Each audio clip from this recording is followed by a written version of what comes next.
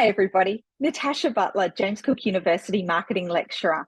And this is Marketing Matters BU1108, BU2108. And we are in week 4 where we're discussing marketing research and information sessions. And this is video number 3 where we're discussing ethics in marketing research. Now, in video 1, we discussed the definition of marketing research and why businesses undertake marketing research. In video 2, we looked at the market research process and the 5 steps in that market research process. And in this final video, we are going to discuss ethics when it comes to collecting research. It's because marketing managers and other professionals are increasingly relying on market research, marketing information systems, and new technologies to make better decisions, it's really essential that professional standards are established by which research can be judged and determined that it is actually reliable. So such standards are necessary because of the ethical and legal issues that develop when gathering that marketing research data. So we have organisations such as the Marketing Research Association, the Australian Market and Social Research Society, and the Market Research Society of New Zealand, and they've all developed codes of conduct and guidelines to promote ethical marketing research. So that means that organisations must have professional standards by which research can be judged. It also means that the data organisations collect do so in an ethical manner while maintaining the information quality. They need to consider consumer privacy and internet privacy concerns and the ethical and legal issues that can develop as research is carried out. And there are some guidelines to assist with ethical issues. So some of the things when we're undertaking research is that we always state the name of the research company. That means then the participant can contact the research company back if they've got any concerns. And it also too legitimises that the research is being conducted in an ethical and legal way. We let them know that the questionnaire is being used as part of a market research project. We explain that we're not actually trying to sell people anything, we're just wanting to gather information.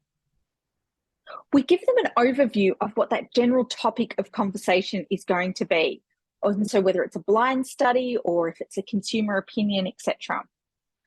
We let them know how long the research is going to take, or the survey or the interview is going to take, so that people know how much time to allow for it. Generally, you'll find that the shorter the amount of time that you are requiring from somebody, the more likely they are to participate. We need to ensure that the respondents' details are kept anonymous and that there's confidentiality in any personal details and the answers that they give to them. We also need to set the honorarium if applicable. So, this happens in some B2B and maybe some medical studies, etc. And we do that for both qualitative and quantitative studies. And then we need to reassure the respondent that there really is no right or wrong answers. It's just, we just want to know your opinion and your thoughts. And therefore, if they're your opinions and your thoughts, there's no right or wrong there. And it just helps us to get an understanding of what's going on.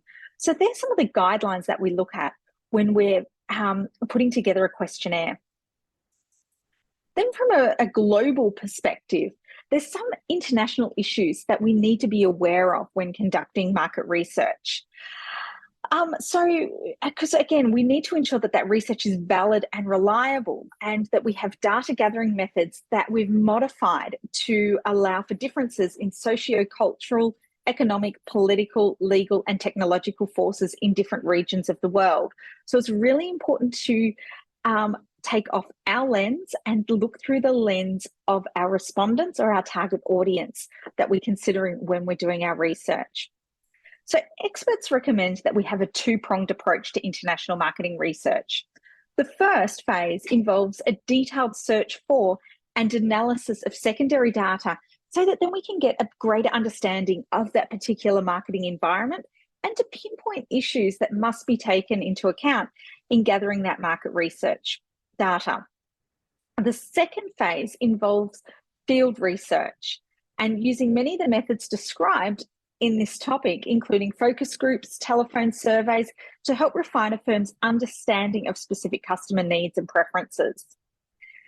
And finally, we need to look at specific differences among countries, and that can have a profound influence on data gathering. So primary data gathering may have a greater chance of success if the firm employs local researchers to better understand the local environment, and they approach potential respondents, and they can do so in their own language. So there we have it, crew. Week 4 all rounded up. So our learning objectives for this topic was to define marketing research and understand its importance. Describe the basic steps in conducting that marketing research. Understand the principal methods of gathering data for marketing research purposes. And describe how tools such as databases, decision support systems, and the internet facilitate marketing information systems and research. And finally, identify key ethical considerations in marketing research. So I hope you've enjoyed our topic this week, where we've discussed market research and the processes involved in that. And I look forward to seeing you at our next session.